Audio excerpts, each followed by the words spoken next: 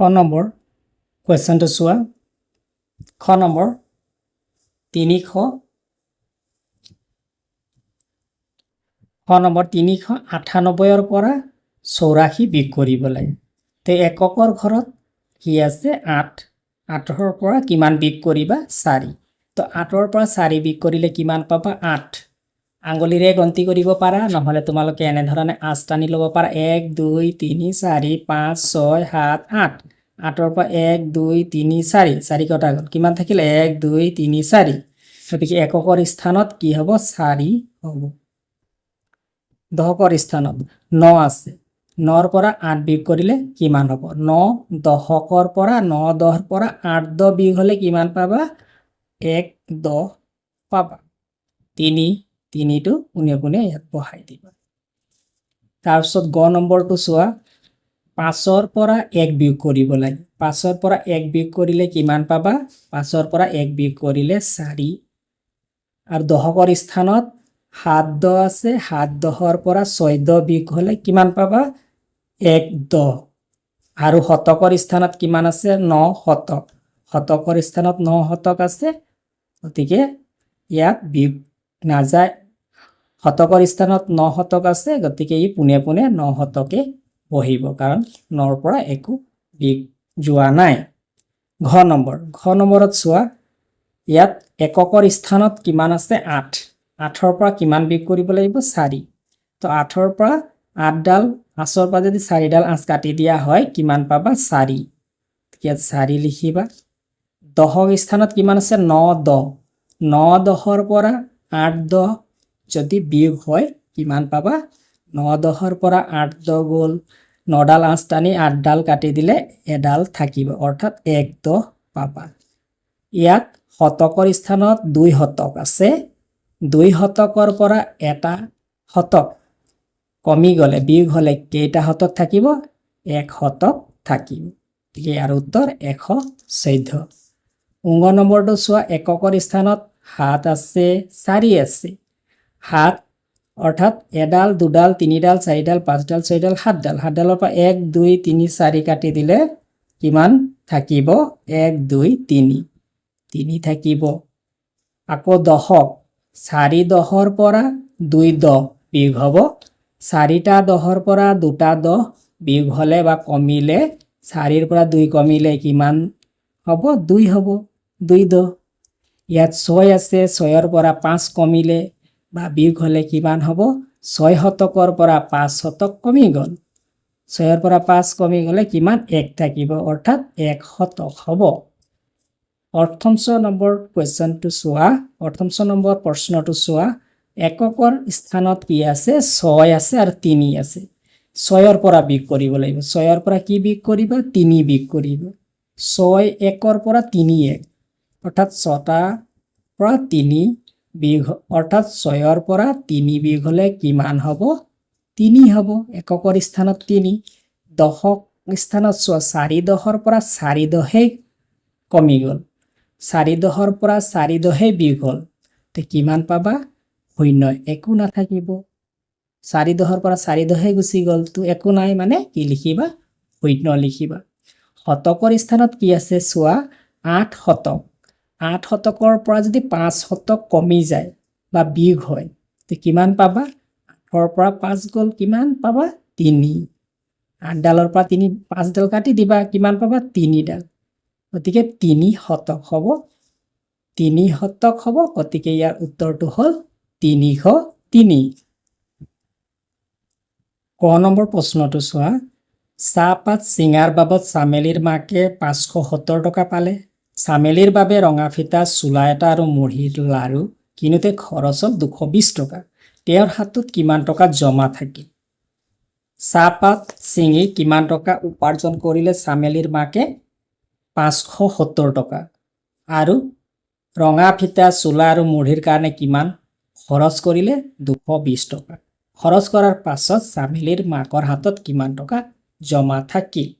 ইয়াৰ সমাধানৰ বাবে, ইয়াৰ উত্তৰটোৰ বাবে এনেধৰণে লিখি লোৱা হৈছে। উপাৰ্জন কৰিলে, চামেলিৰ মাকে কিমান টকা উপাৰ্জন কৰিলে?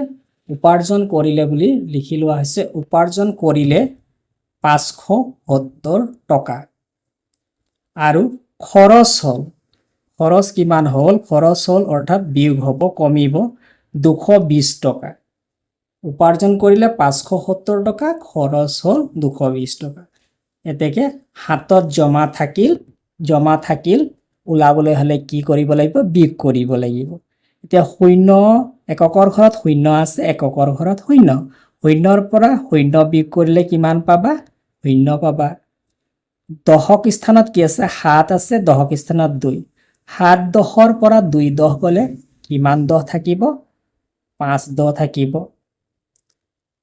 5 শতক স্থানত 5 আছে 5 শতক আৰু ইয়াত শতক স্থানত 2 5 শতকৰ পৰা 2 শতক বিয়োগ হলে কিমান শতক থাকিব 3 শতক তো শতক স্থানত 3 দশক স্থানত 5 একক স্থানত 0 তো হাতত কিমান টকা জমা থাকিল 350 টকা এইটোৱে হ'ব ক নম্বৰৰ উত্তৰ ইয়াত তোমালোকে উত্তৰ বা সমাধান যিকোনো এটা লিখিলে হ'ল ক নম্বৰ প্ৰশ্নটো চোৱা পমীৰ দেউতাকে এদিনাখন 227টা ৰঙালাও বজাৰলৈ বিক্ৰী কৰিবলৈ লৈ গৈছিল বিক্ৰী নোহোৱা 115টা ৰঙালাও তেওঁ ঘৰলৈ ঘূৰাই আনিছিল সেইদিনা তেওঁ কিমানটা ৰঙালাও বিক্ৰী কৰিছিল ক নম্বৰৰ উত্তৰটো এনেধৰণে লিখা হৈছে চোৱা খ নম্বৰ সমাধান বা উত্তৰ বুলি লিখিবা মুঠ ৰঙালাও বজাৰলৈ কিমানটা ৰঙালাও নিছিলে তাৰ হিচাপটো দিয়া আছে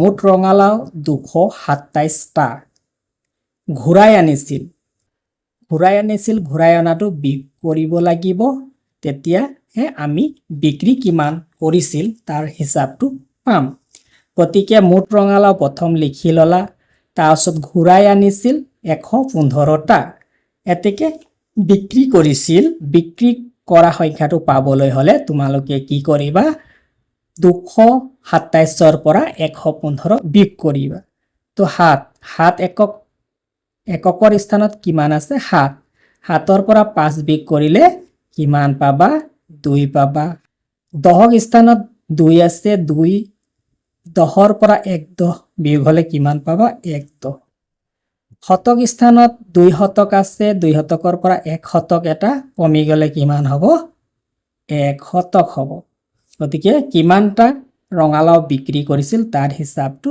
ওলালে আৰু কিমান ওলালে 112 গতিকে এইটোৱে হ'ব খ নম্বৰৰ উত্তৰ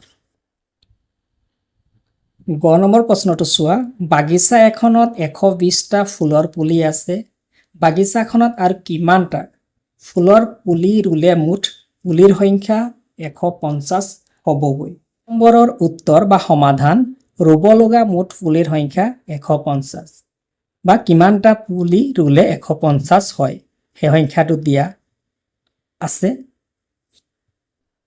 বাগিচাখনত পুলি আছে কিমানটা পুলি আছে বাগিচাখনত 120টা পুলি আছে তো ৰুবলগীয়া পুলিৰ সংখ্যা তো ৰুব লগা লক্ষ্যটো আছে কি বাগিচাখনত 150টা পুলি ৰোৱাৰ বৰ্তমান বাগিচাখনত কিমানটা পুলি আছে 120টা তো কিমানটা ৰুবলগীয়া পুলি হ'ব কিমানটা পুলি ৰুলে 150টা পুলি হ'ব তাৰ কাৰণে 150ৰ পৰা 120 বিয়োগ কৰিবা 150ৰ পৰা 120 বিয়োগ কৰিবা বিয়োগ কৰিলে ৰুবলগীয়া পুলিৰ সংখ্যাটো পাবা গতিকে ইয়াত 0ৰ পৰা 0 বিয়োগ হ'ল 0 হ'ব 5 আছে 5ৰ পৰা 2 বিয়োগ কৰিবা 5ৰ পৰা 2 বিয়োগ কৰিলে কিমান হ'ব 3 হ'ব 3 পাবা 1ৰ পৰা 1 বিয়োগ কৰিলে 0 গতিকে কিমানটা ৰুবলগীয়া পুলিৰ সংখ্যা কিমানটা 30টা এয়া হৈছে গ নম্বৰৰ উত্তৰ ঘ নম্বৰ প্ৰশ্নটো চোৱা ৰমাৰ হাতত 178 টকা আছে 200 টকা হ'বলৈ ৰমাক আৰু কিমান টকা লাগিব ইয়াৰ সমাধান ঘ নম্বৰৰ সমাধানৰ বাবে এনেধৰণে লিখি লোৱা হৈছে ৰমাৰ হাতত আছে 178 টকা আছে এইটো হাতত থকা টকা আৰু 200 টকা হ'বলৈ ৰমাক কিমান টকা লাগিব তো ইয়াক ওলাবৰ কাৰণে এনেধৰণে লিখা আছে 200 টকা হ'বলৈ ৰমাক টকা লাগিব 200 টকা হ'বলৈ 200 টকাৰ পৰা হাতত থকা টকাটো বিয়োগ কৰিব লাগিব হাতত যেটো 178 টকা আছে 200 টকাৰ পৰা 178 টকা হাতত থকা টকাটো বিয়োগ কৰিলে কি ওলাব যিখিনি টকা দৰকাৰ 200 টকা হ'বলৈ প্ৰয়োজনীয় 200 টকা হ'বলৈ যেটো টকাৰ দৰকাৰ সেই টকাৰ পৰিমাণটো ওলাব তো 200 ৰ পৰা 178 বিয়োগ কৰিব লাগে 200 ৰ পৰা 178 তে 200 ৰ পৰা 178 বিয়োগ কৰাটো চোৱা শূন্যৰ পৰা তোমালোকে 8 টো বিয়োগ কৰিব নোৱাৰিবা হয়নে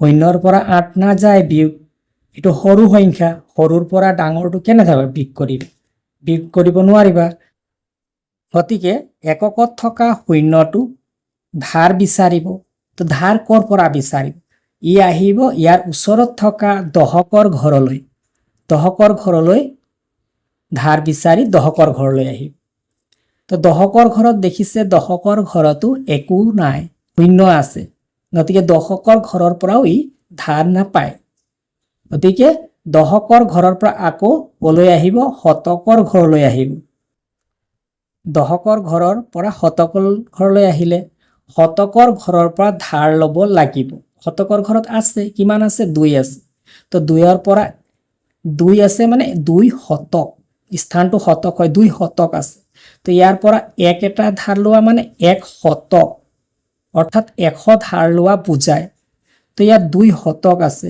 2 শতকৰ পৰা ধাৰ এটা ই দিলে শতক হিচাপেহে দিব পাৰিব তো শতক হিচাপে ধাৰ দিব 1 শতক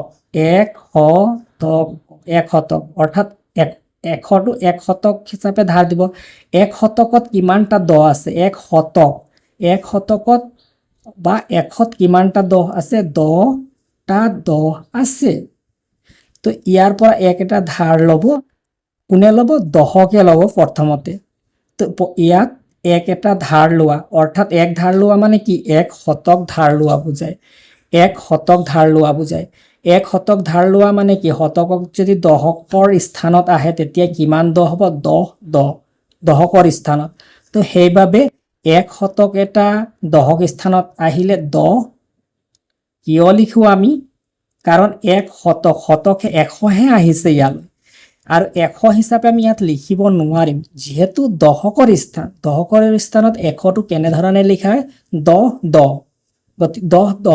10টা 10 গতিকে 10 লিখা হৈছে ইয়াত থাকি গ'ল 1 শতক আৰু 1 শতকটো ইয়াত আহি কিমান হ'ল 10টা 10 তাৰপিছত এতিয়া ইয়াৰ পৰা দহক স্থানত যেটো 10 আছে ইয়াৰ পৰা আকৌ একক স্থানলৈ ধাৰ নিব লাগিব ইয়াৰ পৰা 1 ধাৰ নিয়া একক স্থানলৈ 1 ধাৰ নিয়া মানে অকল 1 এটা যোৱানো বুজায় ইয়াত 1 ধাৰ নিয়া মানে 1 10 ধাৰ নিয়া ইয়াত কিমান 10 আছে দহকৰ ঘৰত 10টা 10 আছে তাৰে এটা 10 ধাৰ নিব লাগিব এটা 10 ধাৰ নিলে এটা 10 ইয়াত লিখিব লাগিব এটা 10 ধাৰ নিছো তো ইয়াত এটা 10 ধাৰ নিয়াৰ পাছত ইয়াত কেইটা 10 থাকি গ'ল 9টা 10 থাকি গ'ল তো এককৰ স্থানত চোৱা এককৰ স্থানত 10 আছে দহকৰ স্থানত 9 আছে শতকৰ স্থানত 1 হ'ল এতিয়া 10ৰ পৰা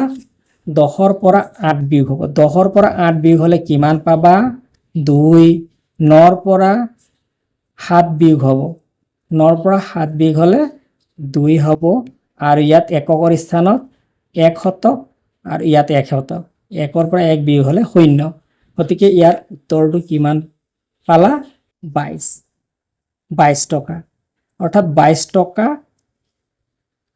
হ'লে কিমান হ'ব ৰমাৰ হাতত 200 টকা হ'ব এয়াই হৈছে ঘ নম্বৰৰ উত্তৰ